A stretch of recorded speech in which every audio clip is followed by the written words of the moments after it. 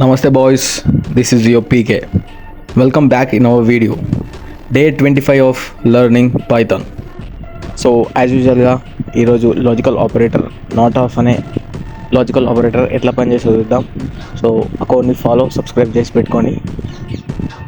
So generally not of అనే operator ఎట్లా పనిచేస్తుందంటే బేసిక్గా ఒక కండిషన్ మనకు ట్రూ అనే వాల్యూ ఇచ్చినప్పుడు దానికి ఆపోజిట్ వాల్యూ మనకు అవుట్పుట్ కింద ఇస్తుంది నాట్ ఆఫ్ అనే logical operator. For example true అనే బూలియన్ వాల్యూ ఇచ్చిందనుకో మనకు కండిషన్లో, దానికి ఆపోజిట్ వాల్యూ ఏముంటుంది, ఫాల్స్ అనే అవుట్పుట్ మనకి ఇస్తుంది. ఫర్ ఎగ్జాంపుల్ అక్కడ ఫాల్స్ అయిందనుకో కండిషన్లో మనకు ట్రూ అనే బూలియన్ వాల్యూ ఇస్తుంది. సింపుల్.